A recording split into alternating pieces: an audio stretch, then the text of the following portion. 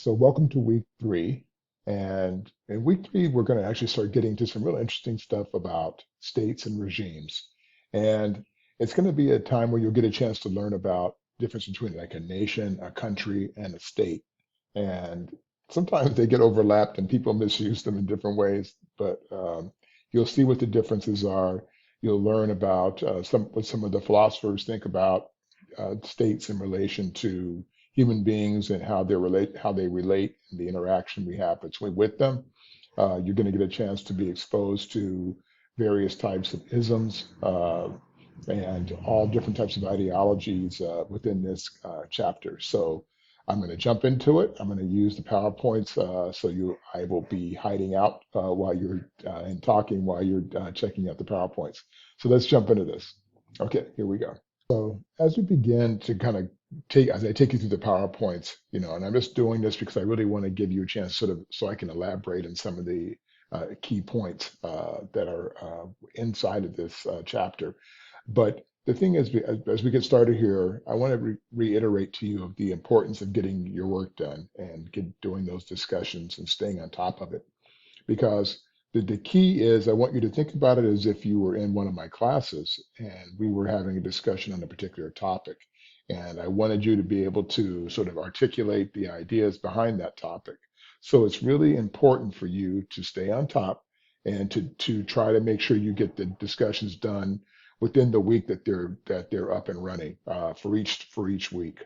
Because if I ask a question that someone answers, say tomorrow, and then you wait another week or two before you respond, well, that's like trying to yell at your dog for, peeing on the rug 2 weeks after they peed on the rug. So think of it in that sense, or something like that. But anyhow, I just want to remind you, stay on top of your stuff. Don't get behind, because those are the kind of things that just make it a lot more stressful at the end. We're at the nearly halfway point. This is going into week three. So we have 3 weeks after this week, and it's a short week because we have 4th of July. So just do keep that in mind. Okay. All right. So again, as I said in this chapter, we're going to learn about some things that are really important. One of the things we're going to learn about, of course, has to do with, the idea of what different state systems. We're going to be comparing different types of systems, and sometimes you'll see there's differences when terminology of when we talk about a nation or a state and what's what and why they call one thing versus calling it another. Sometimes they use them interchangeably, which is very confusing to some people, but nonetheless, this is the way we're going to start. So without further ado, let's jump in here and get into the conversation. So when you look at the idea of states and regimes, the first question is, well, why are they important? Well, they're important because they are the foundation of infrastructure that allow for societies to function. And as you can see here in this first PowerPoint, they break down and define some of the things we're going to be covering and things that you should be thinking about when you go to answer or respond to any of the discussions that are intrinsically tied to some of these terms. So the first is what we call anarchy. And it's interesting because some people would say that anarchy is absolute freedom. But the idea is there anything such as absolute freedom? Because if you have the freedom to do whatever you want, and I have the freedom to do whatever I want, what happens when our freedoms collide? What if I want to do something that impinges on your freedom or vice versa, right? So whether you're the most powerful person or the weakest or the poorest person, the idea of recognizing what anarchy is and and how it is really the death of democracy when you have no freedom or when you have absolute freedom. That in fact, as human beings, we need institutional structure in some way, shape, or form to be able to function in society and to protect ourselves and each other, not only from those who govern us, but also sometimes from each other. Imagine a society with no police force, no fire, none of the infrastructure that's in place to keep us safe. Okay, so those are the things I want you thinking about under the idea of anarchy. And then, we have this thing called the social contract. And a social contract is basically like an unwritten agreement. And it can be formal or informal, but basically it's basically an agreement between the people who rule us and the people. us the people, that basically says that you're going to, that we will basically allow for you to rule over us and in exchange for certain benefits or for your protections under the law. So when you have this sort of contract, you're that we the people are trusting the leaders to basically lead us, but also take provide for us in ways that are necessary. Uh, and so this is one of the things that, when we talk about society, sometimes we sort of trust our leaders blindly. And even our founding fathers warned against that, by the way. They said, believe in the country, however, keep an eye on the leaders, because money, power, and greed can overwhelm anyone, and people can do bad things as a result of it. And then the term naturalization, as you can see there, basically is the process by which someone who is not a citizen can become a citizen in the country they reside in. So if we had a person who was visiting who moved here from another country, that they once they get here and they meet the qualifications and they take the test, they can become citizens of the United States. And so that's what we call a naturalized citizen, and that's a process of naturalization. Okay, now we get into a couple of interesting people here. And Thomas Hobbes is a really interesting individual. He writes a very famous book called The Leviathan. And basically, one of the things about these guys that we're going to look at, and we're going to look at a few of them in this chapter, is that you have to recognize or understand that they're writing in a snapshot in time. So you can't really get mad at them about their assessment of human beings and human nature necessarily, because remember, they're only taking a look at the lens in which they live in and have the benefit of history. They don't have the ability to necessarily future cast and look and have the next, 2, 3, 4, 500 years of historical experience to be able to expand on the assertions they made at the time when they were writing. So do be aware of that. So Hobbes basically, in the time he's writing, which is really in the 17th century, and what was the state of the world then? And when you think about the Middle Ages of Europe, then you're talking about a situation where, there's a very brutish society, strong institutional controls. Human beings were certainly acting out in crazy ways, and so he felt like human beings were basically self-interested and destructive. So they needed to have strong institutional controls in order to make sure that society would survive, and that without that, you would have the destruction of society. And so the idea, that's an interesting question. Is that really true? So the question is, do we really need strong institutional and state controls because we are basically self-interested individuals? What does that say about our human nature? And that's important in the context of developing nations, is the essence of our human nature. The next guy we'll look at is John Locke. And John Locke is writing about 100 years later, approximately. And again, he starts off with this idea of what we call natural rights. And he says that all human beings are born with certain, what he called unalienable rights. And those unalienable rights were life, liberty, and property. And that every human being was allowed to have these things. Of course, they weren't talking about slaves and other folks, but they certainly was talking about basically white mainstream society at the time. But these were considered basically your God-given rights. And uh, so this is again one of those things that the question is, does it really apply today? It may have applied when he wrote it, his two treatises of government, which is a very famous work. Uh, but in fact, maybe there's also some questions about whether we can apply the writings of 400 or 500 years ago today. The next person is Jean-Jacques Rousseau.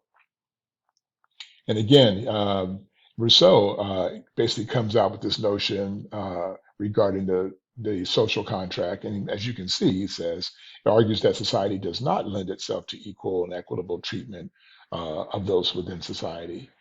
So he basically is arguing that the social contract, with regard to social contract, that the equality does not necessarily exist and is not equitable within certain societies. And so, when we start looking at these, what we call these political theorists, the question is how much of what they wrote about human beings and human nature can still be applied today. And that's one of the interesting things about looking at when we start about talk about setting up the context of regimes and systems of governance. And then we get to sort of some defining some of the terms. And as you can see, there's several of them here. One is the state, and you can see the definitions of each. And it says a state is basically defined as a national level government or group, organization or body which administers its own legal government policies. So when we say state, sometimes we call them, we'll use the term nation state, and they have defined regions or territories. And then the definition of a nation is more broad and basically says it's a population of people who are joined by a common culture. Not always, though. I would argue it's not always common culture, but generally speaking, with a common history, common language, and then ancestry within a designated or defined region or territory. And then a country is a nation which may or may not have states when more than one state within it. So you can have a country that only exists with one state, or it can be a union like we are that has 50 states. Uh, and it may evolve over time, depending on the evolution of the society within, whether to become a multi-state, a bi-state, meaning two, or a multi-state system where there's several states within the country. And then the term feudalism, which is basically like indentured servitude, where basically during the Middle Ages, the peasants basically were forced to work the land and should do all the work for the wealthier, uh, and basically in exchange for usually food and shelter and clothing. So basically, it's like slavery, similar to what happened to the African slaves after World War II. I mean, excuse me, after World War II, after the Civil War, when when even though a lot of them worked for the people who had enslaved them, so they were still basically slaves, just not they couldn't legally hold them, but they would work for their food or for a little bit of money, and that's typically the way that things worked during that time. Now, some of the additional terms, and then we'll get into some of the meat and potatoes here, but some of the additional terms are terms like sovereignty. Well, what is sovereignty? Well, sovereignty is a very complicated thing because it says basically that you have the right to maintain the affairs within your own state or your own country and manage your own affairs and your own issues. Uh, and so it's basically you have the ability to do that outside of any outside interference, um, or even any internal interference. And so, when we talk about other countries and like those who want to do things that are outside, say, the will of the United States, it's always a difficult question as to answer. Do state countries that don't agree with us have the right to their own personal sovereignty? And you might have an answer for that, but I would tell you stop and think before you answer that because it's not as simple as you might think. uh, and then we'll get into a couple other terms here that we'll be discussing too. Um, and the next one is power, is the ability, again, to get people to do what you want them to do. In my world, and the way that I describe it is power is the ability to influence. And when we say influence, we're talking about it all its different variations. So power, so for example, when you look at social media, well, who controls the information that goes to you on social media? And then how do you respond to it? See, that's real power. And that's where human beings, unfortunately, we find ourselves sort of lost because we're so easily influenced sometimes because of how things are done. Now, there are different types of power. There are what we call soft power, which is basically where we manipulate you by concealing information or not giving you all the information so you can make a good decision. Or we try to persuade you, where I try to give you all the information so you can make a good decision. And then there's hard power. And actually, I would argue, there's another soft power that they don't speak of here, which is sort of psychological. It's like, for example, normally when we talk about force, but force is a type of power too. So, like if you're going to war, if I've got like fancy jets and tanks and big weapons I point at you, I can influence your behavior. But it's also psychological. So, psychological forces like terrorism Well, is terrorism a physical thing? No. If I make a threat to do something without actually doing it, but I make you fear it and change your behavior, then that's also a way of looking at it in terms of the idea of use of force. Uh, so these are the variations of different types of power and how they're used or utilized, and which ones are typically used today. And I'd like you to think about that. When you make decisions, political decisions, or about your life, or about who you're going to vote for, where does that information come from? And who do you believe? And do you ever bother to look up their credentials to see if they're qualified to give you the information they're giving you? Everybody on TV or everybody you see is not necessarily qualified just because they were on TV. You'd be shocked at the number of people for example, on political news, that they don't even use political scientists most of the time. People who have spent their careers, they get people who have a large following, and that's who they'll have you tell you what they think, but they're not qualified in the field. But you don't even bother to check to see if they are qualified. They might just be a journalism person or a communication studies person, but don't really have the history or the years of experience and research that political scientists actually have. And then we get to, excuse me, the idea of legitimacy. So legitimacy basically is when we, the people, believe in and support those who rule over us. Uh, the argument's always been historically that if the people don't believe in the government, then the government will fall. And that is true for most democracies and even authoritarian systems, but definitely much so for democracies, and especially young democracies. They struggle quite a bit with this. And then the idea of authority, what is authority? Well, authority is, who rules you? Uh, and, who have you given power to get things done in your society? Who have you given the authority to do this? Like in our system, we have a legislature, both at the federal level of government, which is the national level. We have, also the state level. The state of California has its own infrastructure, and then even local governments. So we give authority to lots of other entities within our system in order to achieve the policy goals of the nation and of the state. And then the Constitution basically are the laws in every country. And most countries have a constitution of some sort. They may not call it a constitution, but they have some variation of documentation that describes the laws that they operate under. Uh, it doesn't mean they always follow them. In fact, some of the most beautifully written constitutions in history, people were doing horrible things to people in the midst of calling themselves constitutional democracies, for example. So you can call yourself something, doesn't mean that you really operate that way. Okay, so then part two of this in this chapter talks about the different regime types. And then so when we talk about strong states, so what are the aspects of a strong state, like a strong nation state? Usually it has a lot to do with how much money you make. They have a strong military and able to defend themselves and defend their economic interests. They tax and collect taxes from their people. They enforce the laws very stringently as a rule. They manage their economies. Uh, Again, they promote civil and political stability within their system. So these are a lot of the essence of democratic systems of government, much more than non-democratic systems. Uh, so this is kind of the structure for a strong state, states that have, like the United States, for example, or Great Britain, or England, I would say, or France, or Germany, for example.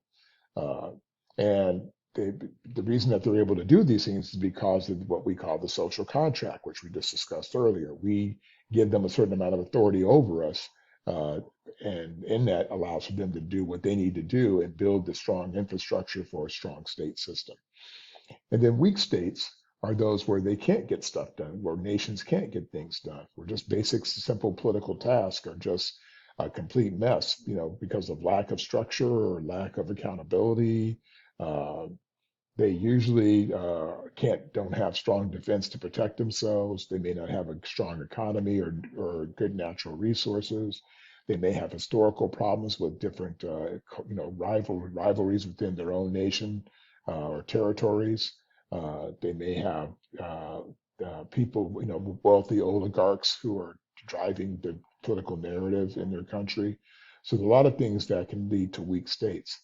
And even strong states can become weak. Many people would say that the failure of when democracy starts to fail in a lot of countries, that they lead to weak states that lead to their collapse, such as the case in Germany. Germany was a democratic republic and was after World War II, excuse me, after World War One. Here comes Hitler, at the end. The whole, the people were not paying really, they were just looking for somebody to make them feel better. And Hitler was the guy who said it made them feel better. And all of a sudden their democratic republic died and they wound up becoming Nazi Germany and basically becoming an authoritarian system. And with all the consequences that come with that. And then, so the last thing that we talk about here is political capacity. And again, basically has to do with, how the capacity to get things done. Can they build and build, can they build their base of power and be able to not only deal with the things within their own territories, but also control things within the outside territories. And in this instance, usually we have, you have strong political systems, you have entities that are in place that will make sure that the infrastructure is maintained and that power is controlled within even states with common ideas or common ideologies and common interests. So that's why you'll see strong states sort of coalesce together, and you'll see weak states kind of try to join together to try to become stronger. And that's very typical. This is just an example. This PowerPoint shows breakdown of different types of systems of government. So you can see, like under anarchy, who's in charge? It's basically no one. And under monarchy, you see there's usually one royal bloodline. And then, but even though I would argue in the monarchy, modern monarchies are very different than the traditional days of 200 or 300 years ago when the monarch had absolute power. Today, it's much different than that. Uh, like in England, there may be a king, but the king follows whatever the parliament wants to get done. Uh, they're more like ambassadors, except in Saudi Arabia. There's still some places where you have traditional monarchies, mostly in the Middle East. But generally speaking, the monarchs tend to have much limited power. I think power is usually handed to the legislature. Of course, dictators, as you can see, there's usually one leader in a dictatorship. And you can give you some examples to the right there of countries that are part of this as well. And you can go through the other ones, but I just wanted to give you an example of what those look like. Um, and then when we talk about regimes that are in transition, so when governments change their leadership, now this can happen in different ways. Like in our system, we have a presidential race, and the presidential race determines what happens and who the next, within our framework of our government between the liberals or the Democratic Party and the Republican Party. But there are other entities that do it different than we do it. So it varies from country to country. And sometimes because of the infrastructure, you can have a dramatic change that leads to instability in some countries when they have changes in their systems, or you can have things that are organized. Now, we saw on January 6th, 2 years ago, what the danger of what happens when there's not peaceful transition in democracy, which is rare. It doesn't normally happen, but it happened in our system. Um, okay. And then we have a couple of case studies here, and they use a couple look at comparing Botswana and Somalia. And I want you to take a look at these. I don't need to walk you through them, but I want you to take a look at them and check out the differences between the two, and then see how they tie into what we've been discussing throughout this lecture. Okay. All right. Thanks, you guys. On to the next week.